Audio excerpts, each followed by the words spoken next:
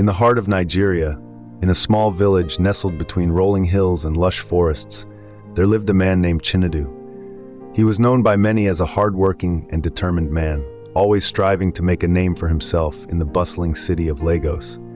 His ambition was unmatched, and he believed that success was the only thing that mattered in life. Chinedu had grown up in the village, raised by his mother, Mama Nkechi, a kind-hearted woman who had dedicated her life to her son after his father passed away when he was just a boy. Mama Nkechi was a simple woman, her hands calloused from years of farming and her face etched with the lines of wisdom and sacrifice. She had done everything in her power to provide for Chinedu, ensuring he had the education and opportunities she never had. However, as Chinedu grew older and more focused on his career, he began to see his mother as a relic of the past, someone who didn't understand the fast-paced modern world he was trying to conquer. When Chinedu finally landed a prestigious job in Lagos, he saw it as his ticket to a new life. He moved to the city, leaving behind the village and his mother, who he believed had nothing more to offer him. He rarely called her, and when he did, their conversations were brief, filled with impatience and a sense that he was simply fulfilling an obligation. Mama Nkechi missed her son dearly. She would often sit by the window, watching the road, hoping to catch a glimpse of him coming home. But as the months turned into years, her hope began to fade. She continued to send Chinedu small gifts, freshly harvested yams, handmade clothes, and other tokens of her love. But Chinedu dismissed these gestures as old-fashioned and unnecessary, preferring to buy what he needed from the stores in Lagos. One day, Chinedu received a letter from the village. It was from a neighbor, informing him that Mama Nkechi had fallen ill. The illness had come on suddenly, and she was now bedridden. The neighbor urged Chinedu to come home and see his mother. Chinedu was torn.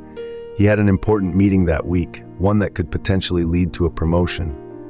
He weighed his options and decided to delay his trip to the village, convincing himself that his mother would recover. "She's strong," he thought. "She'll be fine." But days passed and the urgency of the letter gnawed at him. Finally, after much deliberation, Chinedu boarded a bus to his village, telling himself that he would spend just a day or two there before returning to his life in the city. When he arrived, the village was eerily quiet. The once vibrant community seemed subdued, and as Chinedu approached his mother's house, he was greeted by the sorrowful faces of neighbors and relatives. Inside, he found his mother lying in her bed, her once strong frame now frail and weak. Her eyes, however, still held the warmth and love that had always been there, even if Chinedu had failed to see it for so long.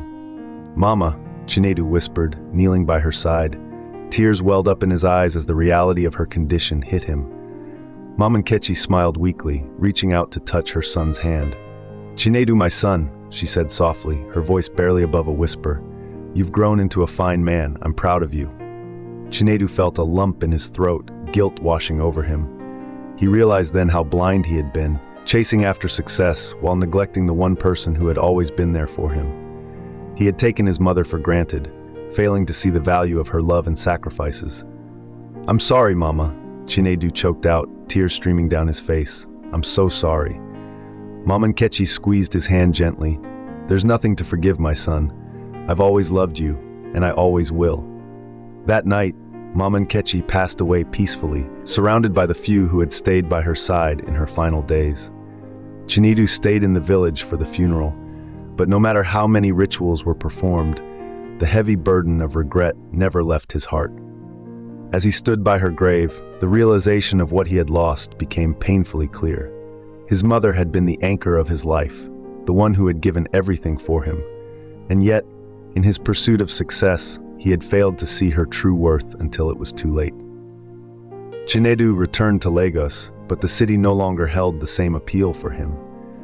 The once thrilling chase for success now felt hollow and meaningless.